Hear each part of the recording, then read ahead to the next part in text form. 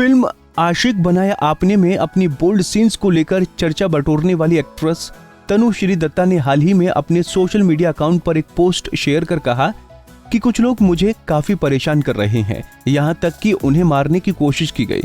इतना ही नहीं, नौकरानी तक तनुश्री के पानी में गलत दवाइयां मिलाकर दे रही है। एक्ट्रेस ने अपनी पोस्ट के जरिए कहा कि चाहे कुछ भी हो जाए वो सुसाइड करने वाली नहीं है। अपनी फोटो शेयर कर एक्ट्रेस ने लिखा, मुझे परेशान किया जा रहा है और बहुत बुरी तरह से टारगेट बनाया जा रहा है, प्लीज कोई तो कुछ करो।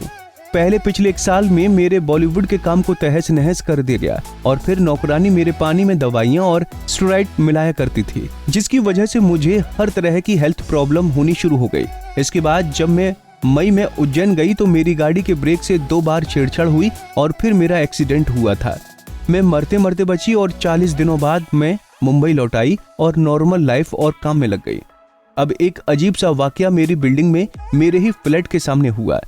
पोस्ट में आगे एक्ट्रेस ने कहा, ये बात कान खोलकर सुन लो सब लोग, ये पक्का है कि मैं सुसाइड करने वाली नहीं हूँ और ना ही मैं यहाँ से कहीं जाने वाली हूँ। मैं यहीं रहूंगी और अपने पब्लिक करियर को फिर से शुरू करूंगी और इसे पहले से ज्यादा ऊपर ले जाऊंगी। बॉलीवुड माफिया, महाराष्ट्र के पुराने पॉलिटिकल सर्किट जो अभी अपना दबदबा रखते हैं और बेईमान एंटी नेशनल क्रिमिनल एलिमेंट्स साथ मिलकर आम लोगों को परेशान करने का काम करते हैं। तनुश्री दत्ता ने लिखा, मुझे पक्का यकीन है #मीटू के दोषी और एनजीओ जिन्हें मैंने एक्सपोज किया था, इन सब के पीछे वही लोगों का हाथ है, वरना क्यों मुझे टारगेट और हैरेस किया जाता। शर्म करो तुम लोग, शर्म। मैं जानती हूँ कि बहुत सारे लोग मुझे हटाने की कोशिश करेंगे, लेकिन मैं लंबे समय से इंस्टाग्राम पर पोस्ट करती आई हूँ। ये ढेर सारे मेंटल, फिजिकल और साइकोलॉजिक हैरेसमेंट है। ये कौन सी जगह है जहां यंग लड़के और लड़कियां यदि अन्याय के खिलाफ खड़े होते हैं तो उन्हें प्रताड़ित किया जाता है और मार दिया जाता है। उन्होंने आगे लिखा, मैं चाहती हूं महाराष्ट्र में राष्ट्रपति शासन और मिलिट्री रूल हो और केंद्र सरकार ग्राउंड लेवल के मैटर्स पर भी अपना कंट्रोल रखे। चीजें वाकई यहाँ हाथ से निकल रही हैं।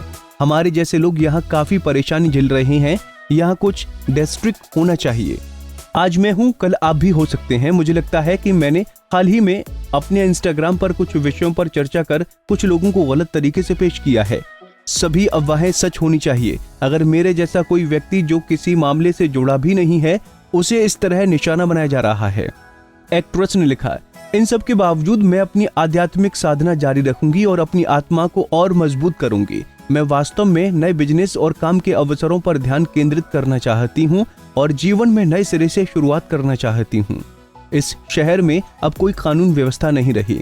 आर्टिस्ट और सिंगल वुमन के लिए ये हमेशा सुरक्षित शहर हुआ करता था। हे कृष्ण, हे मेरे भाई, मेरी मदद करो।